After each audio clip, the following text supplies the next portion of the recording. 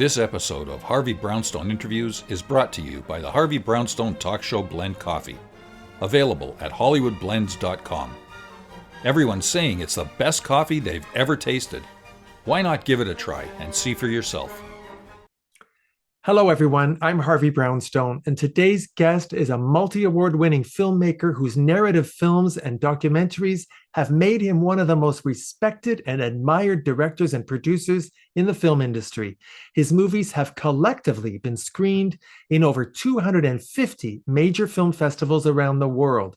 Some of his most popular films are Where We Began, which won the Planet Out Award for Best Short Film, To Comfort You, which won the Best Picture and Best Drama Awards at the Beverly Hills Short Fest, Pride, which won awards at the Accolade Competition and the Long Island Gay and Lesbian Film Festival, Remember to Breathe, which earned 5 Best Picture nominations worldwide and won an award at the Long Island Gay and Lesbian Film Festival, I Knew Andy Warhol, which was the centerpiece of the Warhol exhibit at the Palm Springs Museum of Art and won the award for Best Documentary at the Hollywood Reel Independent Film Festival, and Red Ribbons of Love, which was named Best Documentary last year at the Toronto LGBTQ Film Festival.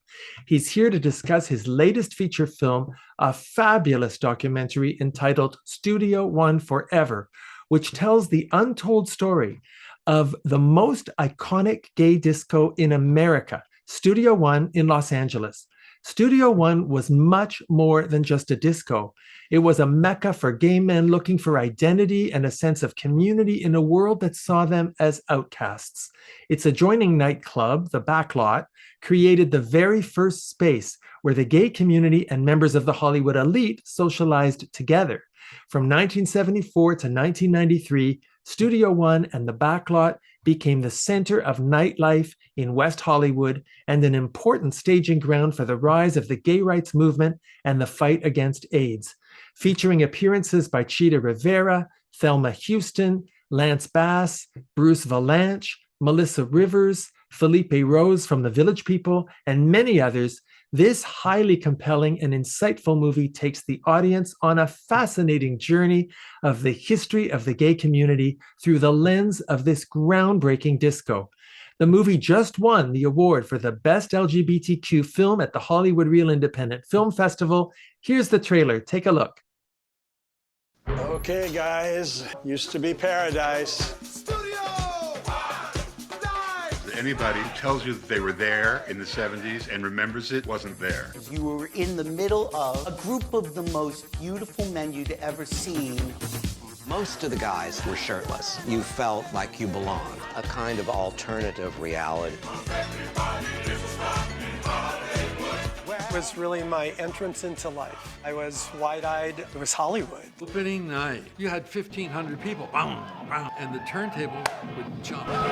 I said to Scott, call RCA, get someone down here to fix that damn turntable. It was not uncommon to put whatever cocaine they had, and we would just take from the pile as it went along and went back to serving drugs. Serving drinks. Welcome to an evening at Studio One's Backlot. All of a sudden, I looked over and I see Cary Grant walk through the doors. Oh my God, it's Cary Grant.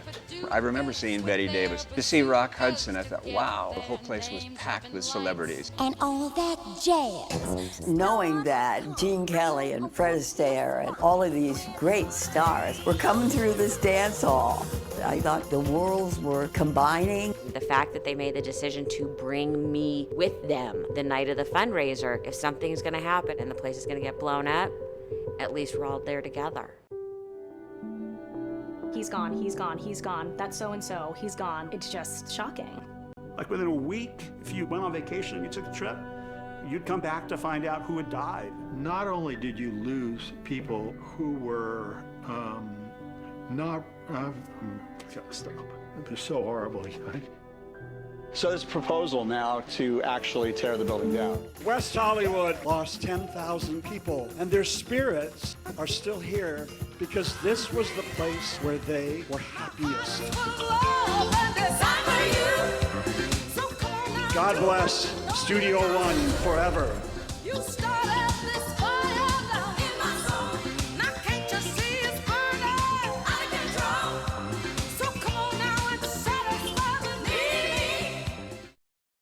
Our guest's lifelong passion for filmmaking is deeply rooted in the belief that movies should not only entertain us, they also have the power to effect positive change in the world. I'm delighted to welcome Marc Saltarelli to our show. Marc, thank you so much for being here. Oh, thank you, Harvey. It's such a pleasure to be here. Marc, first of all, congratulations on the incredible success of your film. I absolutely loved it. Thank you. Yeah, it's been a long process. We started way back in 2019, and finally we're getting out this year. It's been really a thrill. What inspired you to make the movie? Well, I actually have memories of Studio One in the later days. I moved to Los Angeles in 1980, actually 83, sorry. And was a Catholic boy going to Loyola Marymount, finishing up my film degree, and recently came out as gay in Chicago and heard about this famous place called Studio One. I mean, back in those days, you couldn't avoid hearing about it, in LA at least. And so I would, go over to West Hollywood and experience this amazing place with over 1,000 guys every night. Sweaty, it was very hot in there, so people would take their shirts off. I guess that's why they did that. And it was an experience. I was kind of a shy guy, so I didn't jump right in and join everybody, but those memories stuck in my brain. And I actually thought that, it was sort of a cheap ripoff of the infamous Studio 54, that Studio 54 was first. And it wasn't until I started researching it for this film back in 2019 that I found out that it was actually the inspiration for Studio 54. This opened in 1974 by Scott Forbes, who was an optometrist who wanted to run a gay disco. And he was friends with Steve Rubell, and they visited it in Halston as well, visited the disco. And a few years later, we have Studio 54. The difference is Studio 54 lasted for about 3 years, and Studio One was there for nearly 20 years. So it saw the excitement of, the birth sort of the gay rights movement in the 70s, and entered into the 80s. And of course, the tragedy, which we all know was the 80s with the AIDS crisis. So the film sort of takes us on a journey through all of that LGBTQ history through the lens of this club. And what made it really special, of course, was the Backlot. Connected to this gay dance hall was, as Cheetah says, dance hall, was a New York style cabaret club. And Cheetah Rivera was sort of the person that kicked it off. So Bob Fosse and Cheetah, they were rehearsing the musical Chicago, and Bob Fosse infamously had a heart attack. So the entire cast had about 6 months of free time. And Liza Minnelli thought it would be a perfect opportunity for Cheetah to put together a nightclub act. And she convinced her to do it. And John Kander and Fred Ebb actually wrote her act for her. They did it in New York and then moved it to LA, and got all of Eliza's famous friends, from Jimmy Stewart to Betty Davis. I mean, all of the legendary people, of the golden age of Hollywood literally came out to see Cheetah for these 2 weeks. And from that moment on, the place was just the place to go for everybody. And that's what makes it so special and amazing that this history has not been told until now, because I feel like it was the very first time when the Hollywood elite merged with the gay community for the first time. And of course, when you get to know people, you understand that they're human beings, and you have some empathy. And I feel that they then took that out to the world through their art, through their films, and that was the beginning of a change, I feel, for understanding and acceptance of gay people. The building which housed Studio One and the Backlot has had quite a history. From what I can tell, it was a disco at one time called The Factory, owned by Peter Lawford, Anthony Newley, and Paul Newman. And when that didn't work out, a fellow by the name of Scott Forbes and a few of his friends bought it and turned it into Studio One. And it operated from 1974 to 1992. Do you know why the disco closed? Well, it was, as the film points out, the disco era ended through the 80s. It started to kind of become a joke. Ethel Merman was singing disco songs. And just the ravages of that decade of the 80s from AIDS, it just sort of lost its joy, its spark, at least for Scott Forbes. And it was just time. I mean, after nearly 20 years, it was time for him to bring it to a close. But certainly what he did is give gay men back in the 70s a place where they could feel safe. Because, most people of this generation have no idea the way it used to be when, it was really rather dangerous to be openly gay, especially going into a club. They were all behind closed doors. They would look around and make sure nobody from work is seeing them. I mean, it was a different time. And the police were harassing, of course. One of the reviews said that the only difference between queer season and deer season is that it was queer season all year long for, attacking gay people, basically. And this was the first quote unquote open club where the patrons probably stood in line outside. They may have had bottles thrown at them, but they knew that when they got inside, climbed those stairs, that they would be in a place where it was safe from that outside world. And that's pretty remarkable. Of course, we have to mention that they also had a really, by today's standards or any standards really, a discriminatory door policy where they didn't want women. So he came up with the no open-toed shoes policy to discourage women from coming in, and people of color. He wanted white gay men only, essentially, at least in the 70s. There was a protest and a boycott, and eventually he changed his tune. Thank God. By the 80s, it was certainly much more open to everybody. But that's the way it was. I don't know if you could say Scott was a racist. That's for other people to say. According to his longtime partner, she said that it was a business decision, and it's just the way it was. And our film doesn't shy away from talking about those aspects of it as well. Yes, I really commend you for not shying away from some of the more shameful aspects of the way the place was run, particularly the misogynistic approach and the racism. What's happened to that building now? The present day story is about the developer whose plans are to make this $1 billion development with restaurants and 5-star hotels along this street, Robertson Boulevard. And when they posted the building, this ugly factory building, it actually was built in 1924, and it was one of the first camera factories for the movie industry.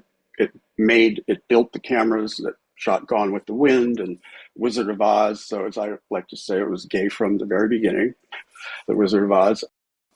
But anyway, the community, the survivors of this sort of lost generation, there are so many gay men who didn't make it through that period.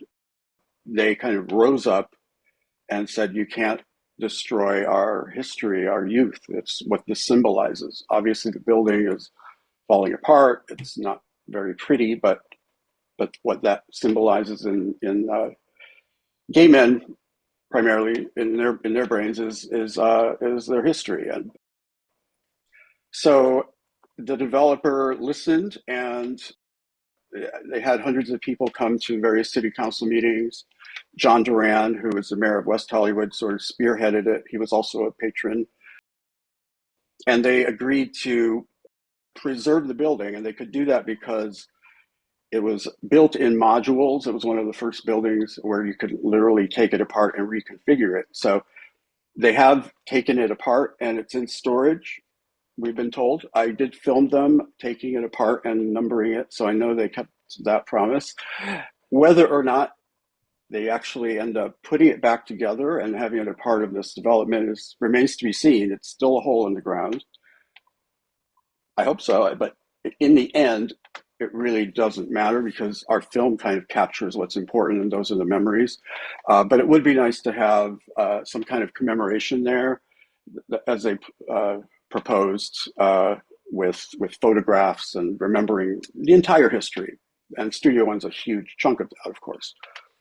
You managed to get a lot of celebrities in the movie, including Thelma Houston, Rosalind Kind, Bruce Valanche, Cheetah Rivera, Lance Bass, Joan Rivers' daughter Melissa, and many more. Was it difficult to get all these people to participate? Surprisingly not.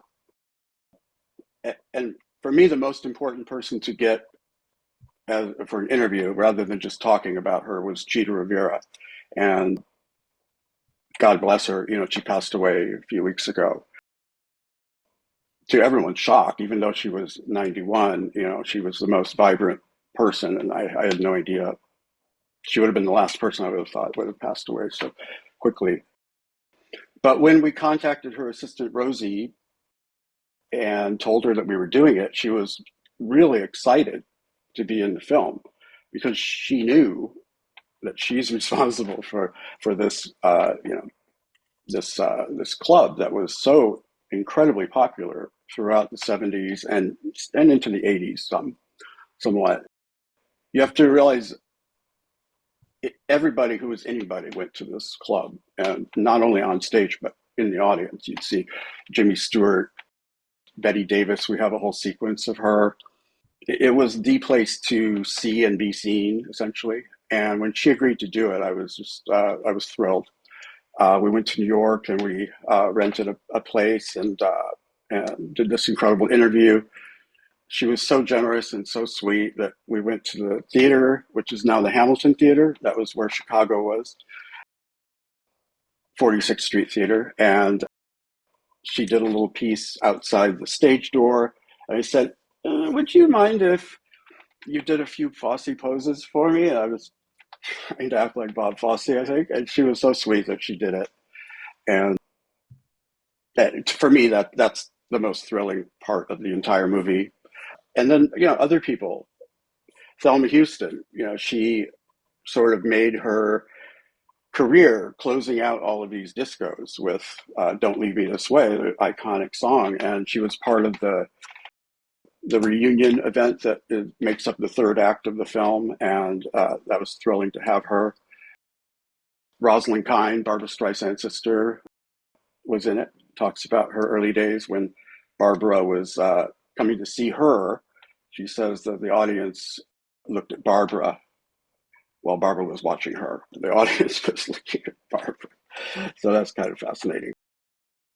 Lance Bass has a piece at the end because he sort of is the future. He is the Scott Forbes. He's bringing dance back to West Hollywood. He opened up his own club there, and he really reveres LGBTQ history and people who made it, and wants to kind of bring that to a younger generation. It's so hard to get through to the younger generation, as you probably know. But hopefully, obviously our main audience is people who remember it, who were there, and 1,000 people every night for 20 years. There's a lot of people who have personal memories of it. But also the younger generation. When we screened, we premiered at Outfest in July, and some younger people came up to me and they were so, almost in tears. It's like, oh my God, I had no idea what you guys went through. And I think that's the case for most people. The rights that we all have now are sort of taken for granted, and we really can't forget. And if you don't know, you have to learn what happened to get them, because they are clearly on the chopping block. Yes, very true. Well, I'm really glad you got Cheetah Rivera, because I believe this is her very last movie. As far as I can tell. Yeah. There are some things in development, but I'm not sure what those are. So now, as you explained in the movie, Mark, there were actually two clubs. There was Studio One, which was the disco, and then there was the Backlot, which was a nightclub featuring live entertainment, which became one of the most glamorous gathering places for the biggest stars in Hollywood. Cary Grant, Elton John, Anne Margaret, Liza, so many stars. How did the Backlot manage to attract so many big stars? Well, I think it's all due to Cheetah and Liza getting her friends to come for that grand opening. And, it was the 70s and things were changing in terms of, acceptance of gay people. And it was kind of cool to go to a gay disco to see their friends and to see a show. Some of the closeted ones could act like, they're not interested in going to the disco, but they'd sneak back probably, when nobody was watching. So yeah, it was just the Cheetah. It's all due to her, and it just took off. Betty Well, Davis. it all started with the party after the opening of the movie Tommy, right? Yes, that was actually just before the Backlot kind of took off, but that was the first major event. Was Tommy, right? Paul McCartney was there. So many people. And that was in the disco. It was quite an event. Quite a few events like that happened there. Several movies were shot there, like Can't Stop the Music, the Village People movie, which That's is right. noted as the movie so bad it's great kind of movie. Well, now, as you know, our mutual friend Felipe Rose from the Village People, who appeared in your film, is writing a memoir right now. And when his book is released, he'll be appearing on our show. So I hope all our viewers will be on the lookout for that. In my opinion, Marc, your movie's not just an entertaining look at a legendary gay club. It's an important piece of the historical record of our community, primarily because of the way you covered the AIDS crisis, which almost decimated our community in the 80s and early 90s. You dealt with that issue in your movie in a very emotionally powerful way. And as a gay man who lived through that era and lost many good friends, I want to commend you publicly and thank you for that. Oh, thank you so much. That's just the way the interviews would go. It was sort of organic. We'd start talking about the joy and the excitement of the freedom of the 70s, and then we'd save that for the last part. And inevitably, there was a catharsis of people who would tell their stories, talk about the people they lost, and break down. And that certainly comes across in the movie. It's the turn into that era is so important because it sort of just happens like on a dime. There's a lot of humor, as you know, and then all of a sudden, this crisis happens. And really, that's the heart of the movie. It's what's important. And as Michael Koth, the front bartender, whose story is also heartbreaking on so many levels and joyful as well, says, that without the people who went through that and essentially gave their lives and passed away from AIDS, partly due to a government that didn't care because they were gay people, that didn't even mention the word AIDS. Reagan didn't until maybe the last moments of his presidency. And think of all of the hundreds of thousands of people who may have been saved if the government got on it as we did with COVID. And I think the film, more than anything, is honoring those people and remembering them. You did it really, really beautifully. And one of the things, Marc, that you brought to light in the movie, which a lot of people were not aware of, is that Joan Rivers was the first celebrity to do benefit shows to raise money for AIDS victims. Everybody talks about Elizabeth Taylor's work, but I think it's wonderful that you gave Joan Rivers a well-deserved spotlight. And I know her daughter, Melissa, really appreciates that. Yes. Yeah, I was also thrilled that Melissa was excited to finally give her mother her due. To my amazement, there wasn't a single AIDS organization that honored Joan. There was a New York organization. And it's just a tragedy in so many ways. But this is setting the record straight. God knows we love Elizabeth Taylor and everything she did, but Joan was really the first to do it. And as Melissa says, you know, her father and Joan were there together. They wanted to be there together because they had been getting death threats. They had to send Melissa to school with a bodyguard. That was the way it was, you know, and AIDS just fueled the hatred out there against gay people because gay people are bringing this plague, you know, it's all gay people's fault. There were death threats, bomb threats, and Melissa said, you know, if somebody's going to blow the building up, at least we're all there together. Is it important to you, Marc, to document and preserve the history of the LGBTQ community? Absolutely. Yeah. I mean, obviously, when I first started this, it was important, but since then, and the fact that it took a little bit more time than I thought it would because of COVID and other things, this moment right now that we're in it's really crucial to preserve our history because there are forces out there that are trying to erase us again and take away our rights. And if we don't document it before this generation is gone, nobody will remember it. And certainly, you know, the younger generation needs to hopefully see the film and understand how fragile our rights are before we lose them again. And this time it will be worse than ever, I fear.